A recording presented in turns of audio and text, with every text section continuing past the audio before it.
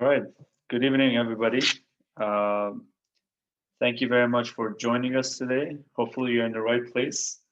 This is the first engagement session for Windsor West Hants Together workshop that we are doing. Hello, Mark. I see you there. Um, yeah, I'd like to take a moment to thank you all for joining us today. I know it's not very easy these days with the Zoom calls and Zoom conversations, and we really wanted to have this session in person with you in the community, but given 2020, we are not able to do that. So I'd like to take this session. We're going to start by introducing the project, very quickly going through it, talking about what the objectives are, um, what we have done so far, and what the plan is from here on. The first part of the session is going to be a presentation, and from there, I will open up the discussion for anyone who's in attendance to be able to talk about some of the questions that we have in mind today.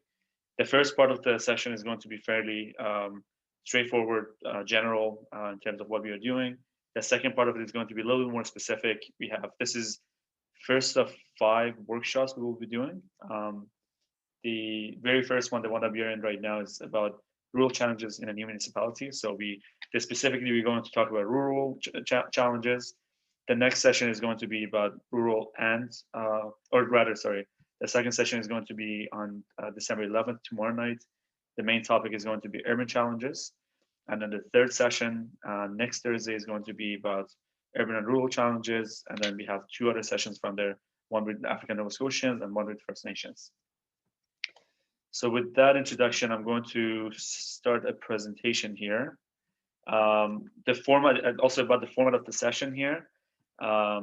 You will have a tool there that says raise your hand. So if you have any questions, if you have any comments you'd like to make during the presentations, you can say raise your hand, and I will get to you. You can also type a direct message down at the bottom. I will see that. I should have also taken the time to introduce Crystal Remy, who's here from the municipality. Her and I will be monitoring all the comments and questions and everything that comes through. And if you raise your hand, if there are questions, I will get to you as soon as possible. The session's format is going to be fairly informal as well, so you don't need to be worried about raising your hand at different times. With that, I'm going to start the presentation. I must say this is a strange time holding public consultation. We often like to be in the community face to face. I'm just looking at myself here, but it's all good. Okay, so let's start with talking about the project, why we are here, and what we have done so far. So the project was initiated late last year, and we started back in January of 2020. The idea was that we would go into the community with the idea of going beyond current consolidation process. At the time, the consolidation was coming to an end, and we were planning on presenting the final results of our consultation to the new council in June. So we started our project by going beyond. The goal was to go beyond current consolidation process, engage the internal staff, identify and engage minority groups and other stakeholders, identify and engage community leaders, hold 6 community workshops, identify community-led projects, from there find funding opportunities for those projects, and recommended community advisory committee to new council, propose a future engagement framework, and present findings to future council. Obviously, we started the project with a lot of energy going into March, but then COVID lockdowns started. The project was delayed several times, and then we restarted it again in September. By the time we got everything together, getting ready to do the community, the second wave and the shutdowns happened again. So we unfortunately are not able to be in the community today.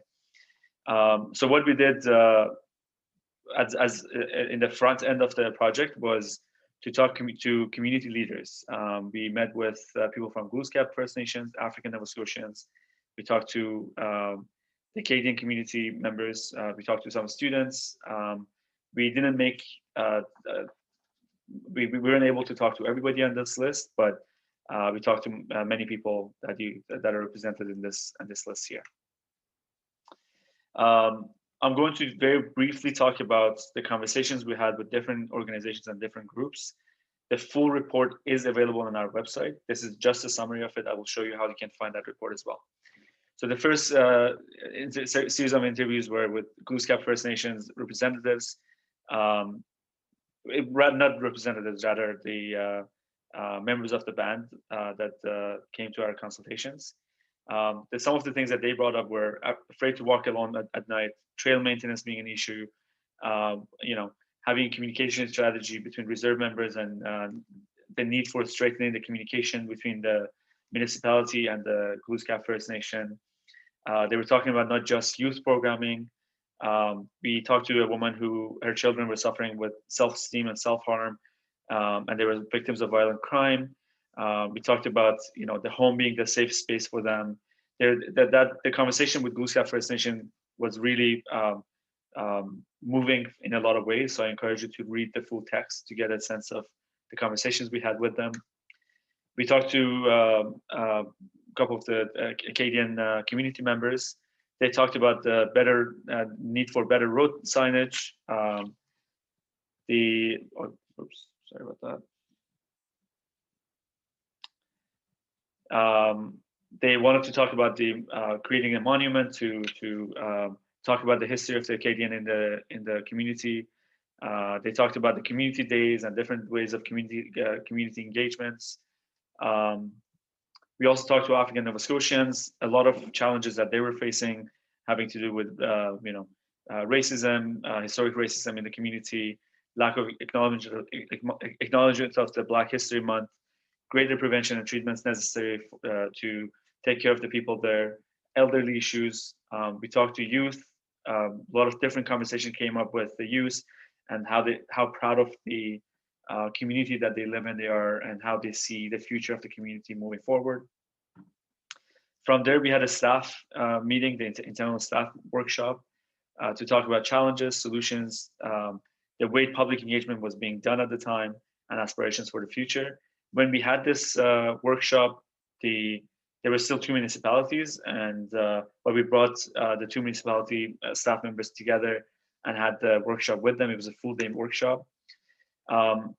In the staff, they were all excited about the consolidation process because they felt that they can finally start pulling their resources together and work together. They've been working together, they told us, for many years. It was never official. So this was an official way of going about doing the work that needs to be done for the community. They talked about the hopes for greater efficiency and internal department integration, internal communication being some challenges there that needs to be resolved. They talked about HR and community related relations that needs to be worked on. They talked about consistency and accessibility and transparency being an important aspect of the new municipality and the way they communicate with the public. They talked about generating excitement and energy in the community through the work that they do, and wanting to do that work together as one municipality. And they also talked about building trust with the new organizations and with the public. We talked to at the time with Warden Zebian, that I understand he's been elected as the mayor now. He was very excited about the work, and he was very enthusiastic about the possibilities of the new municipality. He saw tremendous potential in the community, and he would like to see better engagement and representation of diverse community in order to attract more people to the region. And he wanted to see better quality of life for everybody that's living there. We talked to Mayor Ellen, who is retired from what I understand since. She was excited about this consolidation happening at the new municipality. She talked about the need to address housing disparity and transportation issues. She was deeply concerned with racial divide in the community and need for inclusiveness and education around diversity. And she talked about goals for creating unity and empowering all residents. And we talked to Mr. Phillips, the CAO, who is on this call as well. He really believed in the region having everything a great community would need. He had faith in the organization to be able to deliver on the promise of the consolidation, goals for empowering and trusting the expertise of his staff, consistency, collaboration, and continuity in relationship with the public, and considering important initiatives to uplift the community. So what we found from just combining all of the documents, or all the interviews and different findings that we had and background research that we had, We came up with major themes and findings to date. The themes were improved public transit to connect residents to the communities and regional services, strengthen advocacy for physical and mental health services, targeted education and awareness programs to draw attention to the region's richest social and cultural history, particularly to address issues of systematic racism, greater diversity representation and inclusion, improvement to community infrastructure such as trails and roads. Affordable housing keeps coming up. We understand that being a major issue that's forthcoming. We've seen it here in Halifax. It's happening all around the province as well. And creating belonging through community-led projects and ongoing consistent engagement, relationship building. So at the time, we were hoping to do the engagements in person at the different community centers, but unfortunately, that's not possible at this point. So this was a summary, an interim report that was presented to the transition committee at the time.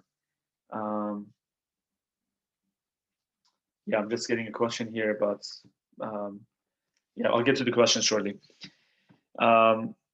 All of the information that you see here, I'm going to share my screen again. So this is the website for the engagement. It's called whrmtogether.com. Over here, you will see a background of the work that's been done today, the summary of it.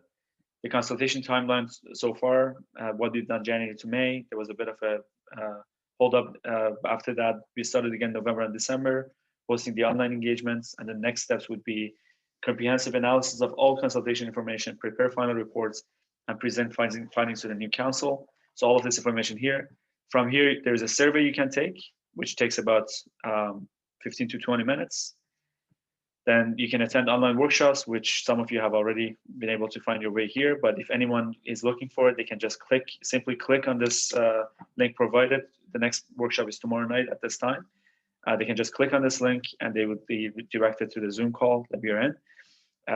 The other announced sessions are Rural and Town Workshop, African Nova Scotian Workshop, and First Nation Glooskap Community Workshop that is open only to band members. You can also, to stay connected, you can also go to under register and you can put your information here. I understand some people on this call have already registered. So before I go any further, I can tell you also about the surveys. It was open yesterday and we received 20 surveys already. So thank you for that. Before I go any further, I'd like to see if there are any questions. You can either type it or I know there is one here. I don't know why we cannot see all participants, my friends and neighbors, some of whom I haven't met yet, of course. We would like to see everyone. So we have 6 people in attendance here. You should be able to see, if anyone would like to say hi, you can maybe write hi in the chat box there. Or if you can raise your hand, I can also open the mic for you.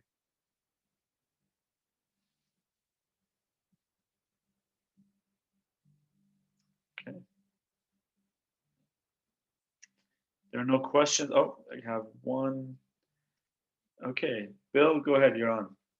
Oh, hold on one second. Bill, go ahead, you're on. Thank you. The question I have when you were going down through the Glooskap First Nations and African Nova Scotia, and you mentioned youth, but I have not seen anything in regards to the seniors. And I'm just wondering, that was one of my thoughts, wondering what was going on that way. And my other question is in regards to council, what's their thoughts on it and are they fully behind it? Thank you. I think I missed the very first part of it, but I think you were talking about seniors being consulted. This is the point of the consultation we are doing now. The previous interviews that we had done with specific community members are the people that are not often in our consultation. So we wanted to target it, go to them to make sure that we can meet with them. But absolutely, seniors are a big part of this consultation. And the funding, I should have also mentioned, the funding for this project came from Ministry of Heritage and Nova Scotian government. And the goal was engaging the marginalized community as well as other community members. Um, Often in engagements such as this, we have a hard time reaching the First Nations and the Black community and the youth. So in the previous interviews, we went directly to them, but the next 5 sessions or 4 sessions are open to all community members, and we have made an effort to, there was a pamphlet sent out to every household, I believe, Crystal, correct me if I'm wrong, but I think 18,000 households, to make sure everyone is aware of it. And if we do find one of the very questions in the survey is your age, I can tell you more than half of them are over the age of 60. So if you see any lack in data, we will definitely go back and have another session or reach out directly to specific places. There was a second part to your question, Bill. Do you want to just repeat that one more time? It was just in reference to council. How well are they behind it? Are they fully supportive of it? So this project is started before even the election was underway, and our funding is from the province. So we've been working directly with the municipality. Crystal is on the call, and I think Mark is still on the call as well. So we wanted to make sure that there's continuity from 2 previous municipalities to the new municipality. I understand that the councillors have all been made aware of the sessions. Crystal, do you want to talk about that for a minute? Can I unmute you? Sure. Go ahead. So the councillors were completely aware and on board with this, and have been kept apprised of anything that we were doing. The funding came from Communities, Culture and Heritage. I just wanted to point that out. But yeah, Bill, they're completely on board with it and very excited for the results and to hear how we can engage all of our residents in the future, or better engage them, because I know that that's been something that's been brought up in the past.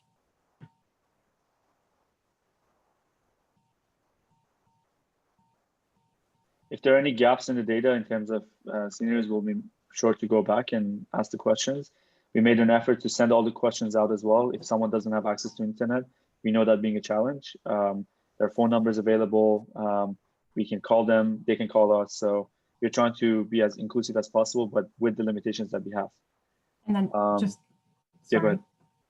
Can you hear me? Yes. And just on that too, so we also reached out to like the Hants Senior Safety Group, and we actually emailed a lot of the groups where seniors are actively involved. So we did make an actual effort for that. So we reached out to them. So all of those networks were contacted to let them know what we were doing. Yeah, and the survey is going to be open until, I think, at least for the next couple of weeks, but we may keep it open until the end of December as well. We really need to start bringing it all together in January and have a report ready before end of January, but we're going to try to keep the survey open. And so if you see anyone out there that doesn't know about it, please direct them to the website, or they can call us or email me or Crystal. We are available. This is just the first step here, so we have a few more weeks to go. Thank you. Thank you. Any other questions, or before we move on to the engagement part of this session?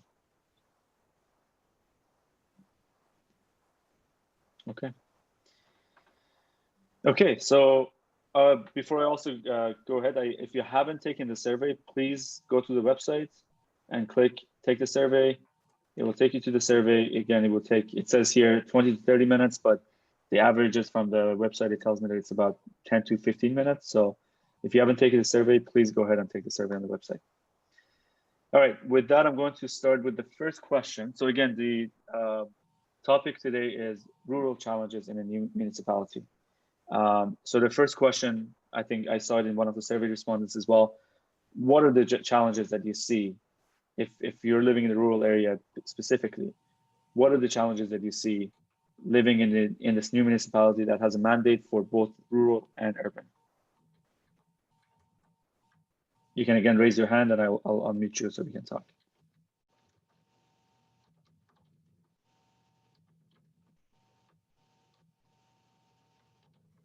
Go ahead, Bill. Well, primarily, I guess for Hants Board, the first thing that comes to mind is transportation. Of course, we're sort of at the end part of the municipality, and people are traveling both ways towards Windsor and not towards Kings County and so forth. And I realize that the only bus that comes in through, well, it doesn't come into Hantsport, it just hits on the border and goes towards the west. So transit certainly is a big factor when we're down here. And I suspect the other smaller communities as well are under the same situation. Thank you. Thank you, Bill. I also see that being echoed by, I'm sorry if I'm pronouncing this wrong, Taka Reed. She's also saying, or they're saying that the transportation wayfinding and signage being a challenge. Would you like to speak there, Taka?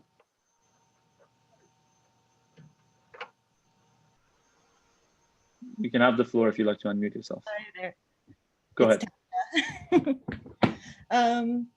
Yeah, same as what Bill said, transportation obviously is an issue because so many things are so out of the way. And a lot of the road signage is really worn and faded. And things like the recreation sites don't have any wayfinding signage. So I think that would help a lot for both visitors and residents to make use of what's already here. Mm-hmm. Yeah, and that was raised with, I think transportation accessibility tends to be a challenge, seems like, for a lot of community members. So we will be sure to take note of that here too.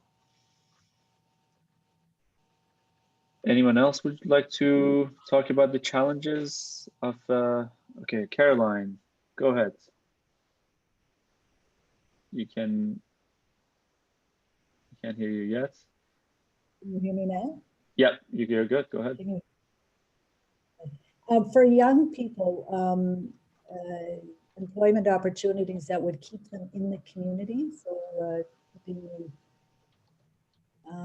communities, I guess, age diverse, and a way of dealing with that would be making sure that when there are kind of vibrant community groups, that they have access to municipal funding so that they can hire the young people in the community, keep them there.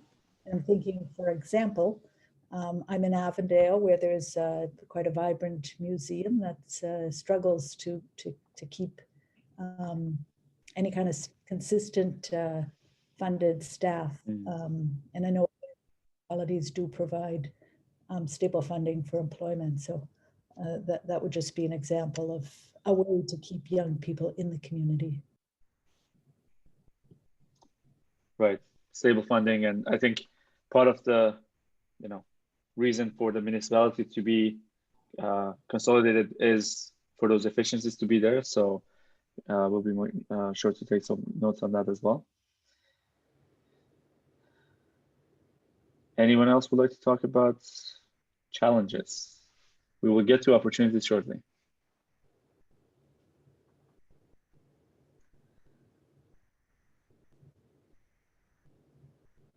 Go ahead, Bill.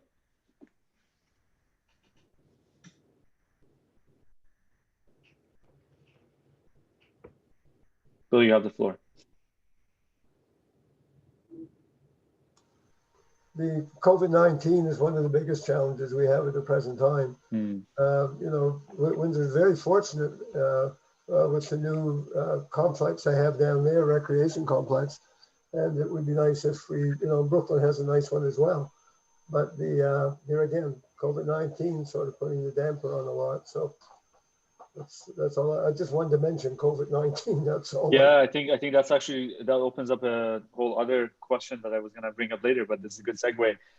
Access to services such as mental health during the COVID time, especially, or access to other things. How do you see, like, you're all online here. I'm assuming you all have access to internet.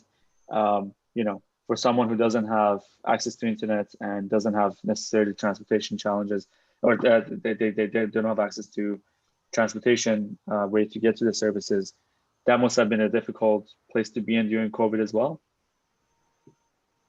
Yes, and it works both ways, because sometimes too much information is a bad thing, like sitting watching the news and all the reports and so forth, and not being able to take a break from that. That can be very difficult. So that falls under opportunity and challenges. If you're living in the rural communities, you don't have to read what the latest tweet is. So that's a plus there.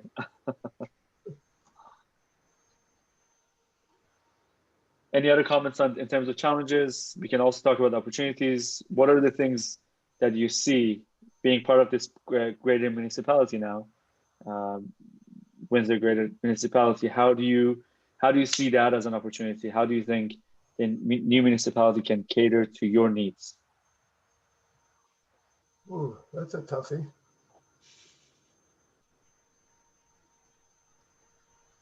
I think probably with perhaps more communication, that's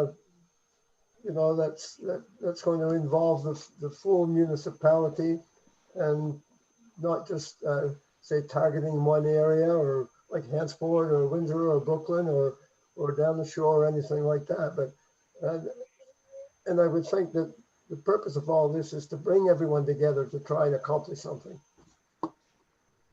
So I have on that one. I think that's a really good one, and that's what we've heard from in the survey results I was looking at.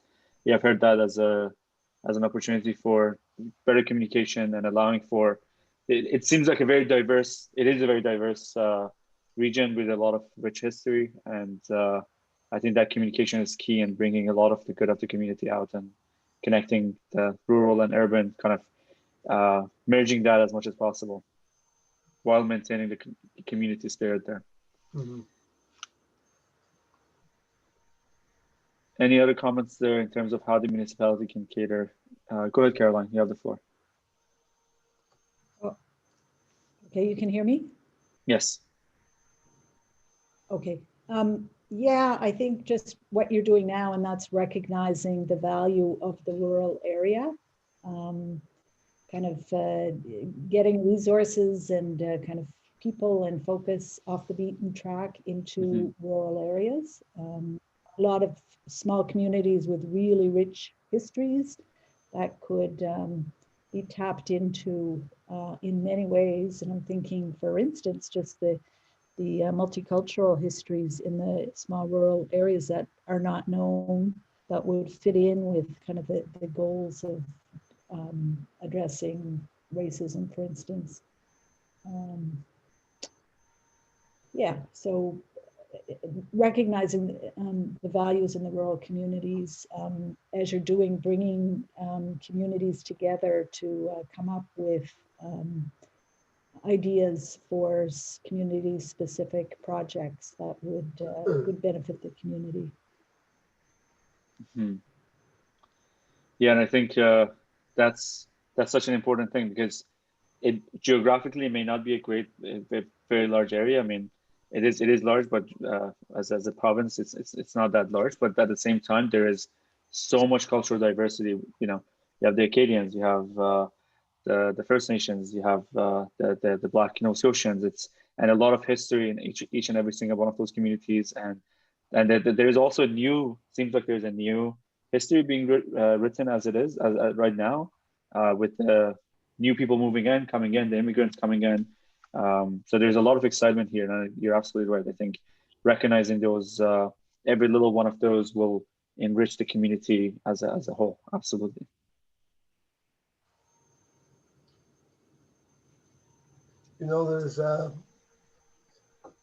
It's nice to see that the youth are being brought into this, because that's something we really need. Many times we're in a situation where it's an older population. So the more that the youth can be brought in with their insights to looking at things differently, and it's something we do need. Mm-hmm. Yeah, we have gone to the high school specifically, have had those conversations, and I think you're absolutely right there. A lot of those divides also don't exist in the boundaries of the schools. So no, I think that's really important. You're right. The floor is open to anyone who would like to talk about challenges or opportunities. You can unmute yourself and you can speak if you like.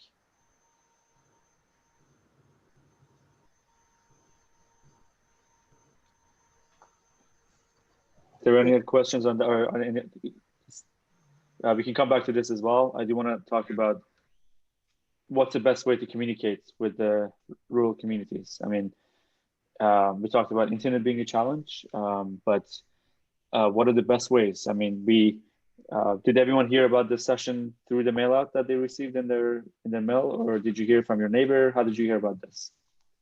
Well, personally, I got mine in the mail, the one that had been sent out by the municipality. And you're right, the internet is a big not a damper. What's the word I'm looking for? It's hard for people to always stay. The best way to do it is by mail or by something that's holding. I was going to say holding a public meeting, which we can't have, but something like this. Hopefully, there's a lot more people looking at it and zooming in. But the mail is probably the best resort. Okay, so yeah, I think we definitely have had some success with that in this session, because we actually did have originally a session a couple of weeks ago, but we had a hard way, like, you know, we had a hard time. Oh, someone is in the chat box there saying that they missed the mail notice and only found out today. Okay, thanks, Caroline. There you go. Yeah, so we have communicated this, and I think the municipality did suggest this. Crystal suggested the best way to reach everybody is, you know, in the absence of being able to go to the community, the best way to do it is through the mail out. So we'll make a note of that, and in terms of the ways as a part of this consultation, we are developing a toolbox for how to engage the communities. So this will definitely help with that. Caroline, go ahead. You have the floor. Yeah, you can hear me? Yes. Hello? Yeah, go ahead. Okay. No, definitely the mail is really important, but yeah, I heard about it today through a Facebook post. And the problem with that is that in rural communities, a lot of people don't have internet. So if there was a possibility of getting funding for community access points in rural communities, so if there were like a community center, some kind of a structure in a community, and there was funding for a public access internet connection, that would kind of provide a backup to the people who missed it in the mail. And that's a really important point too. We do know that Develop Nova Scotia is working with trying to extend high-speed internet to rural Nova Scotia. But yeah, I think that's a really good recommendation there as well. I thought that was already online. It's ongoing. Yeah, I'm not sure. That's a whole other thing. I know that's ongoing. I don't know where they are at with it. I think their goal was by 2025, if I'm not mistaken, to have 95% of the municipality connected. But again, that's a different project there. But I think the community access points is a very interesting idea there. And hopefully with, you know, vaccine going around, hopefully we can be back in the community soon enough. So there's definitely a whole other texture. This conversation would have been a lot more different if we were in person. So, is there any other pamphlets put out anywhere, with the exception of things being posted, or is that run into a problem with the COVID-19? what do you mean, Bill? Well, you know, you could put some pamphlets or whatever, the same sort of thing that Crystal had sent out in different locations. Right. That was handled by a print shop specifically. I don't think municipality necessarily has the resources to do it themselves, so it was outsourced. For this project, we had the funding for that sort of one mail out, but I don't know, Crystal, do you have more opportunities for advertising the sessions, or? Yeah, and yeah, sorry, Bill, in the past, like we have done that, like we've dropped them off at the public library or at different, like the post office, for example, and different places that we know that a lot of the public gather or would be going to on a frequent basis. This year right now, because of COVID, they aren't recommending that we leave papers around, because you have to put out one at a time, and if somebody touches it, you have to put it in a bucket for, like, there's a lot of things that were around that. So because of COVID, we didn't go that route. So we just mailed it out to every resident. Yeah. Thank you, Crystal. That makes sense. Yeah. Yeah. So any other ways that you think, one of the questions in the survey is, in a non-COVID year, community events are some of the best places, if there's a bingo being played somewhere, or if there's some sort of a music festival happening, those are often good places to meet the community and engage them. So if you haven't taken the survey already, please do. But you can also talk about those events here. Are there things that you see either existing or you would like to see in terms of ways to communicate with the rural communities? Are there events in your community that used to happen and you're hoping that would come back, that municipality would have an opportunity to come and engage the residents? Be a good topic for a church, wouldn't it? Yeah, church is definitely a good one every Sunday. Yeah, absolutely.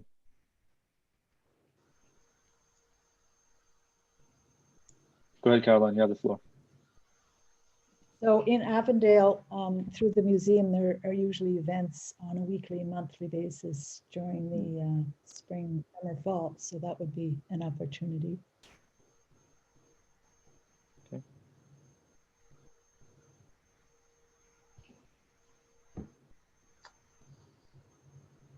It has been the case that in previous years, we did an engagement for HRM when they were doing the rebranding.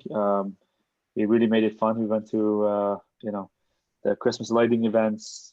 We went to the Oval, the skating rink here, talking to children, talking to youth, talking to parents, talking to people that don't often have the opportunity to go to sessions like this because of their daily lives, but meeting them where they are going for an activity that was very helpful.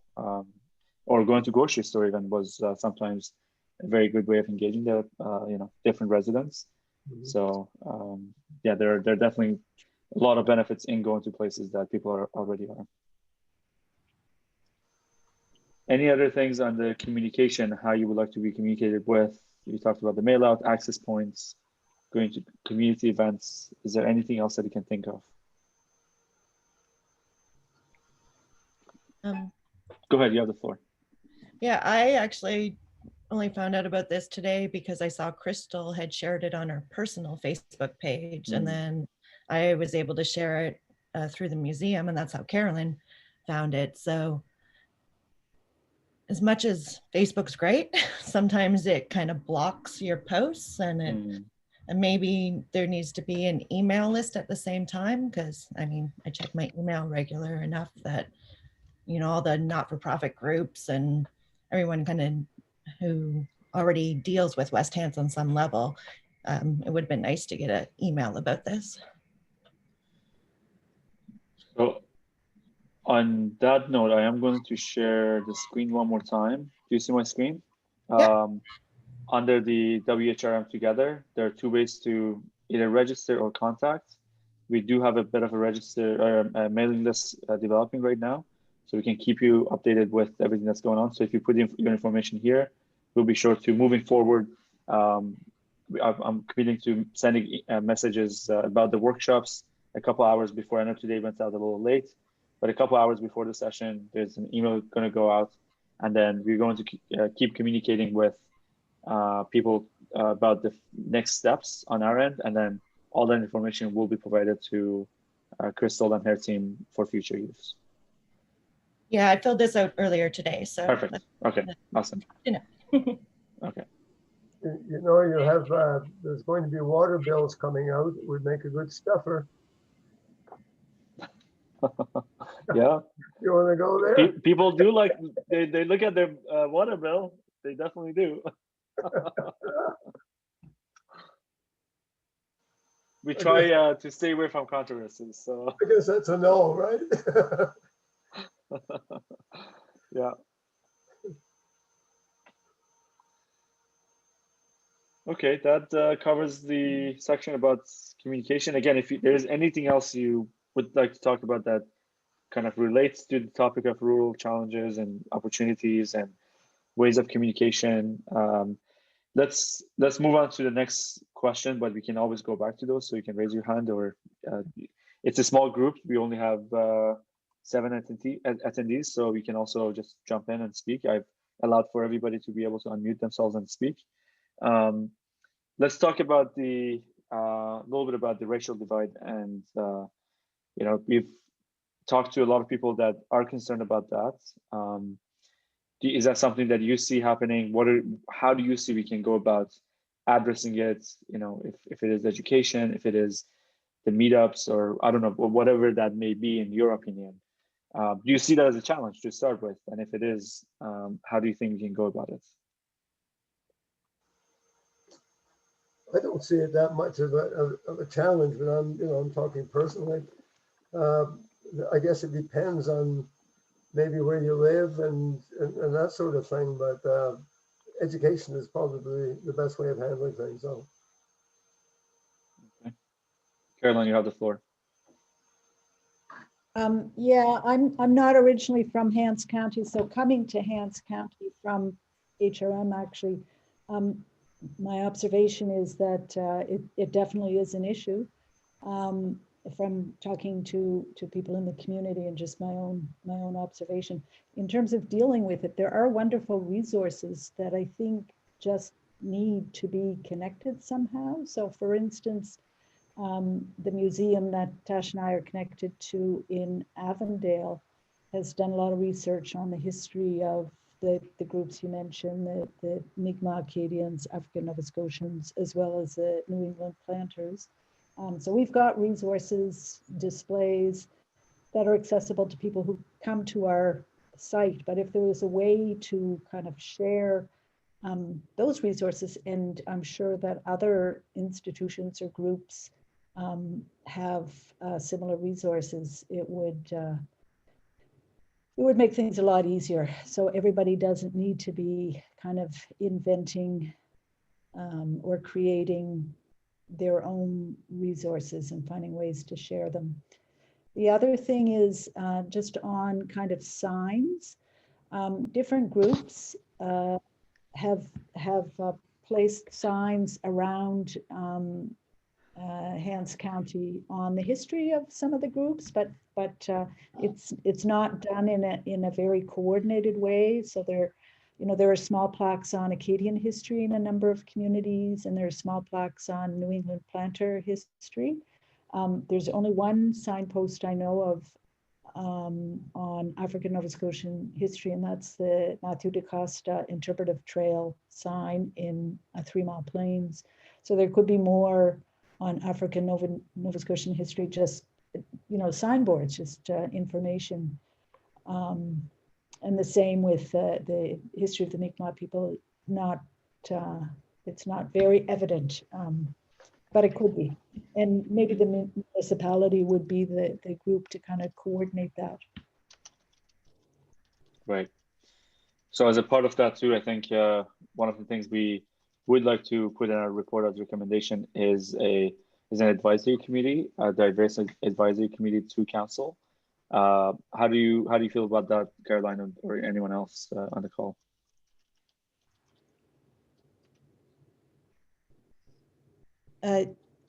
Yeah, no, I think that's pretty crucial to have, and the work that you've done so far, I think, is absolutely excellent. So, kind of continuing in this way.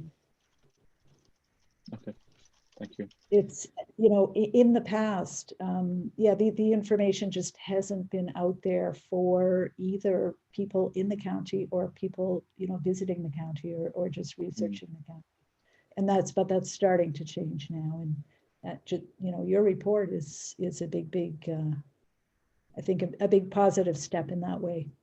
I'm happy to hear that. No, I think it really just, I attended some of the interviews myself. I should have mentioned that a team member from our team, Regina Conchin, is on the call as well. She's taking notes. But yeah, it's been actually the interview that she did with, I think you may have been one of them. I can't remember, but the interview was done in French, and a lot of interesting conversations came up. Then the community members' discussions with the First Nations, that was quite moving in a lot of ways, because there were LGBTQ challenges that came up as part of the First Nation discussions, and then the racial divide that exists came up in the conversations with the Black Nova Scotian. So we didn't know what to expect. I personally didn't know enough, and that was kind of the point, being an outsider coming in. So I think I'm glad to hear that you see the report representing that, because we have definitely learned a lot ourselves. And we're hoping that this would educate the new council, and it would help with future decision making. So I would, if there is an advisory committee that is set up to look at things like this, I think part of the advisory committee should be people from the First Nations and the Black Nova Scotians, not just plain council. right. Yeah, we would hope that. I think we're looking at 6 to 8 names being put forward at least, and we would want it to be as diverse as possible for sure. And that would include having, one senior member, one youth member, Black Nova Scotians, First Nations, Acadians, of course. So we're looking at that as definitely being as diverse as possible. And hopefully, each community would get 1 or 2 picks on maybe a 4-term, 4-year term or something. But those are the details that we're working out separately. Okay. So that's on the the racial part of things, and the diversity that exists, and highlighting that. Another point that keeps coming up, it may not be a challenge for a lot of the rural communities, but it may be becoming one. Affordable housing keeps coming up. Do you see that as a priority that needs to be addressed?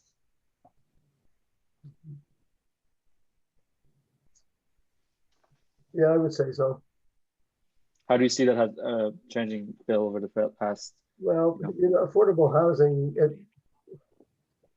I guess I'm looking at it now, but to look at affordable housing because of the situation we're in now, and there just does not seem to be enough control by the province of Nova Scotia regarding landlord and tenants. We can see that with what's happening in Halifax. The rents are going sky high, and people are being put out of their accommodations. It's just it's a big issue. Thank you. Have you seen that? Just to put a finer point on that, Bill, have you seen that becoming more and more challenging?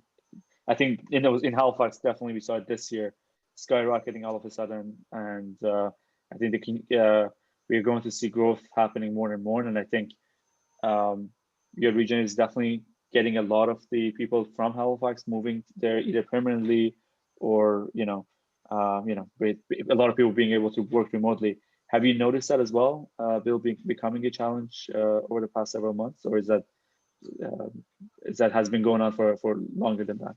It's been going on for longer than that, and of course, it puts a strain on other issues as well, like the food banks, for example.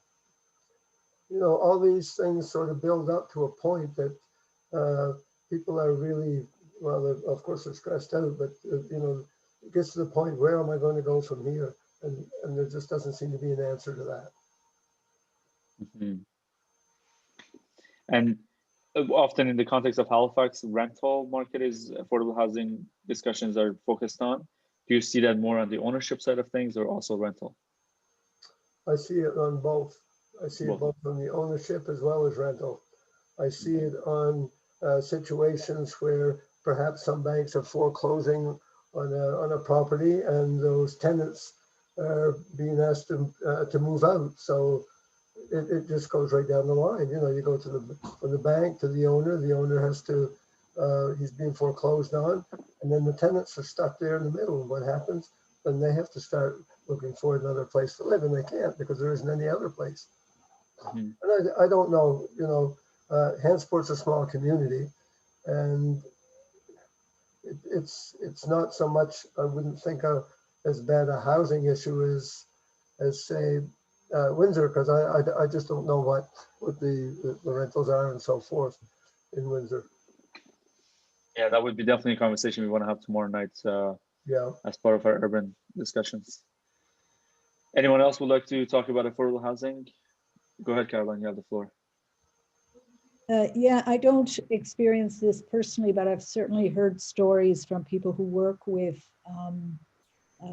young people and people in poverty in not so much in the you know, the very rural areas, but in the slightly larger communities. So I do believe that the accessibility and the affordability of housing is an issue for people living in poverty in the municipality. And the other thing in terms of the rural area, I know a number of young people wanting to farm, for instance, in the rural areas, and wanting to build what's called tiny homes, which they can actually afford to live in. They can't afford to move into a rural area where they could farm, can't afford to buy a house, or houses aren't available. So having the planning committee take a look at the bylaws that would enable people to build or place tiny homes in the rural area, I think would help the situation a lot. So you see that as a planning challenge as well, to be able to permit some uses that we definitely started in Halifax, changing the regulations to allow for secondary suites and such. So you see that planning being a tool to be used as a way to increase the type of housing that can be provided, correct? Yeah, that's right, because I do believe that right now the bylaws are fairly restrictive to kind of non-traditional housing structures, I guess. So yeah, taking a look at the actual planning bylaws to allow that. And the other reason, both because I do know a number of exactly as I described, young people wanting to farm but being stymied by lack of affordable and accessible housing in the farming areas. The other thing is that right now, and I don't know how long it's going to last, housing prices seem to be going up. So it's even more important to look at kind of non-traditional housing opportunities in both the kind of farming rural area and in the kind of bigger communities in the county. Right.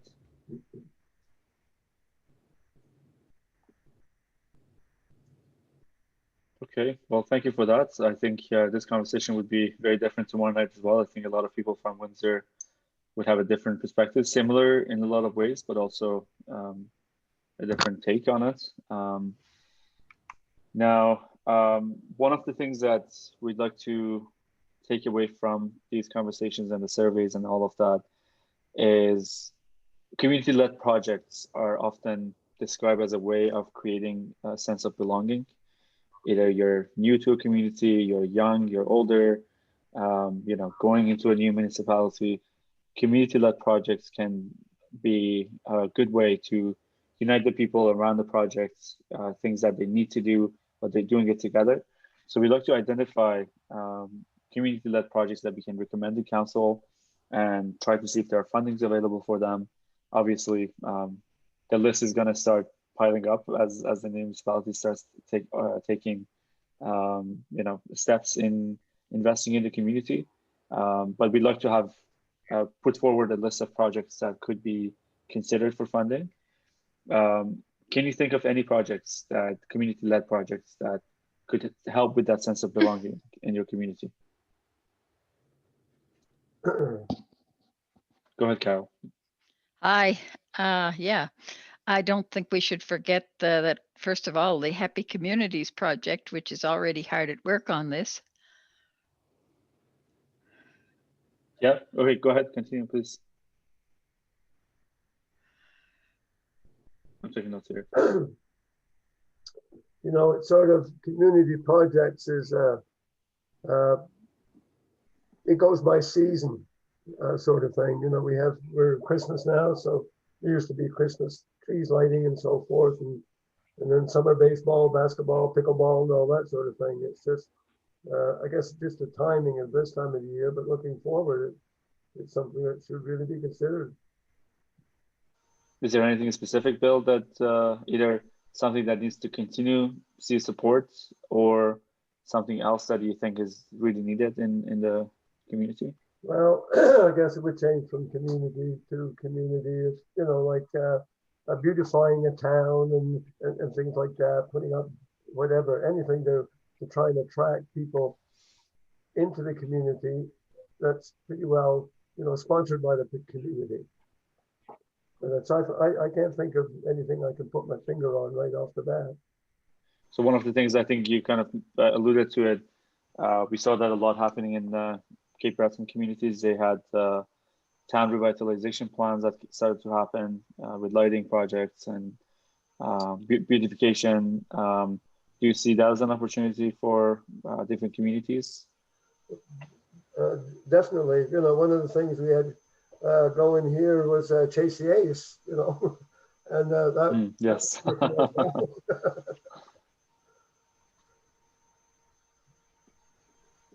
ahead, Caroline. Oh, sorry, Bill. Sorry, go ahead. Go ahead, Caroline. Okay, so I put this in the survey, but I'll throw it out also. A very specific and concrete project would be following the lead of other municipalities around the province that do put some funding into providing consistent staff to a museum. And in Avondale, the museum is really more of a community hub than it is kind of a traditional museum. It's kind of the center where people gather on a weekly basis, talk about issues, kind of resolve issues, initiate projects for the community. But it's run very much on a volunteer basis, and it's not really sustainable to continue like that, and it's also closed during the winter months. So, you know, looking at resources that are already kind of in existence, but that could get some a little bit of extra support to be able to kind of expand what they're doing already would be seem to make sense to me. Yeah, absolutely.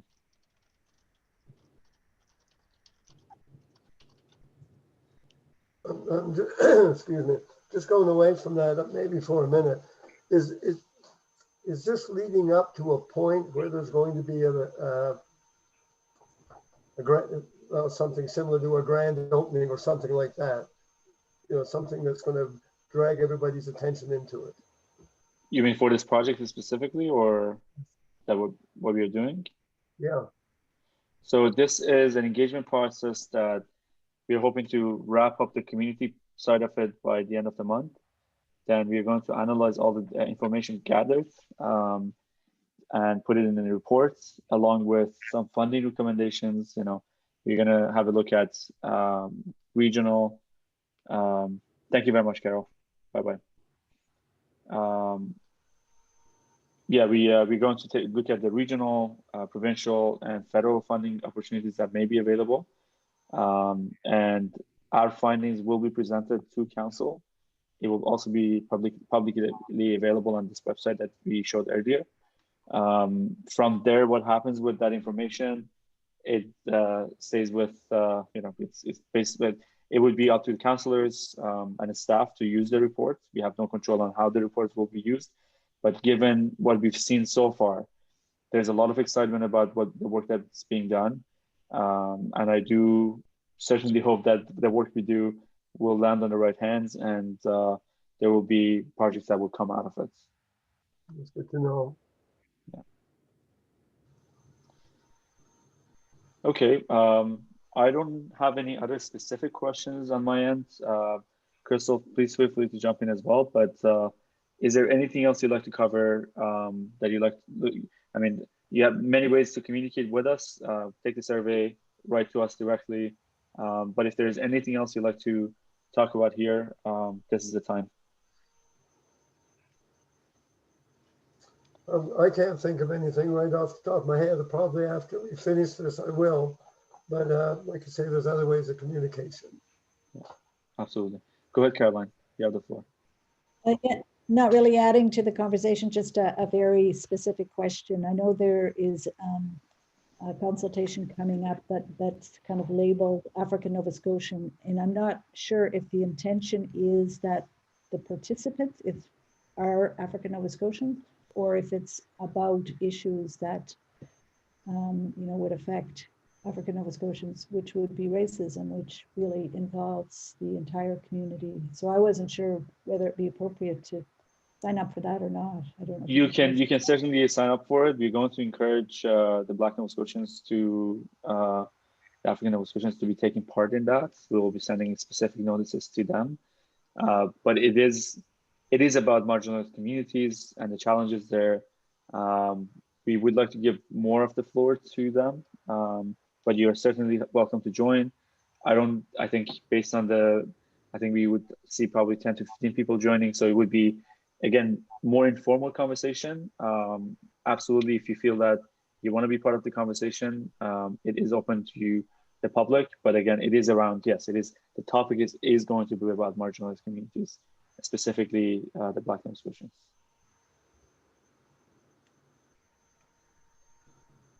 Wonder if there's any council watching this program tonight. Well, if they're not, we will be, the conversation is being recorded. I should have mentioned this as well. Your names, showing here. We will be posting the video and the audio of our conversation onto the website. And I've been told that Crystal is in direct communication with most of the councillors, and they will be receiving, a summary of everything at the end of the session as well. So lots of ways for them to learn about what's going on here. Thank you.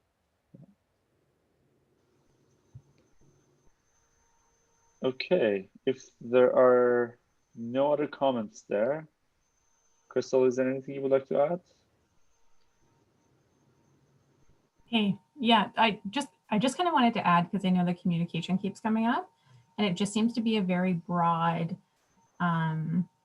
as the person who does a lot of the communications, I guess it's more, I'm just curious because I know that it comes up often as it being an issue, but then there isn't a lot of discussion on better ways to do it. So I was just wondering if there was some specific things, and it was one of the questions you asked, like better ways to communicate or engage with the residents.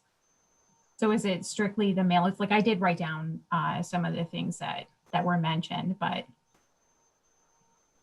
if there was any other suggestions aside from the mail outs and going to the community events, which I think is amazing. We've done that in the past and it was very successful because you reach a broader community that way, or broader members, but. Nothing I can think of, Crystal, other than what we said, I guess. Mm-hmm. Caroline, you have the floor as well if you'd like to speak. Yeah, Crystal, just to be sure you got the suggestion of having community access points in various communities, so that those who don't have access to internet in their homes could still access internet. Okay, no, and I did write that down. Yeah, thank you, Carolyn. So it's similar to like what, because right now I know the Brooklyn Rank, I believe, is one of the hubs in Brooklyn right now. So just in the interim, is that what you mean? Like just somewhere that people can go, like whether it be like a library or the museum, like down that way and those types of things? Is that what you? Exactly. Okay, thank you. But on the short term, if that, because just as that, relates to infrastructure and those types of things, is there something, because I believe you said that you weren't made aware until Tasha shared it, correct? That's right, yeah. Yeah. Okay.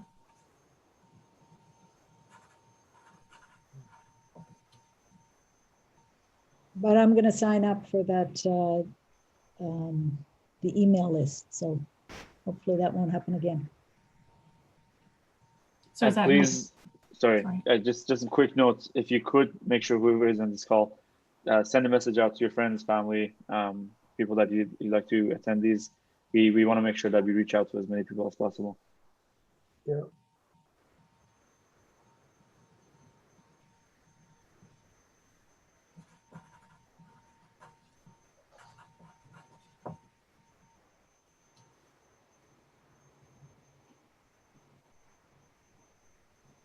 And Carolyn, I do have one, and sorry, I don't mean to sound as though I'm taking over the meeting. I certainly don't mean that at all, but or Please- mean to please sound go that ahead. way. Okay.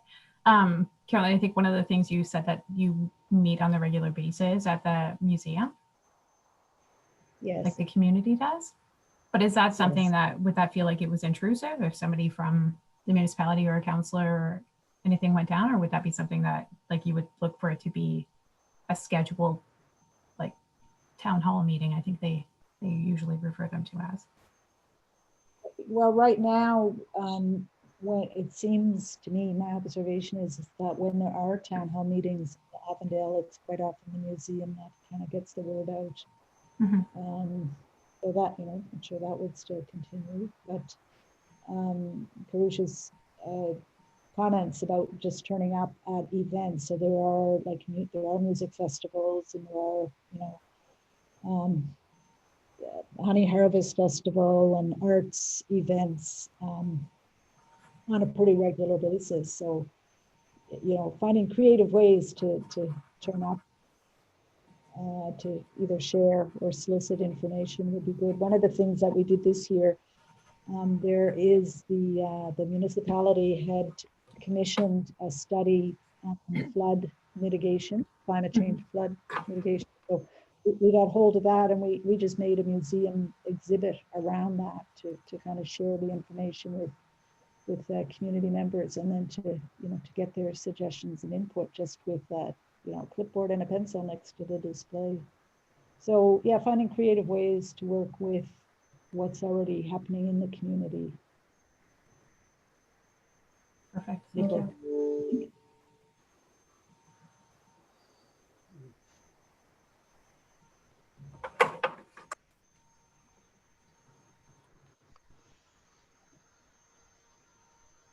Okay. Well, thank you again, everyone. I know these are interesting times we live through, and coming to an evening Zoom meeting is not an ideal situation. But again, thank you very much. The information provided, rest assured, will be in our reports. And this is one of the 5 sessions upcoming. So please encourage your friends, family, neighbors to attend the future sessions coming up. Write to us, take the survey, and get in touch with myself or Crystal. We're easily accessible. My email address is on the website, so is Crystal's. With that, I'd like to close the session, and you all have a great evening. Thank you. Thank you. Thank you.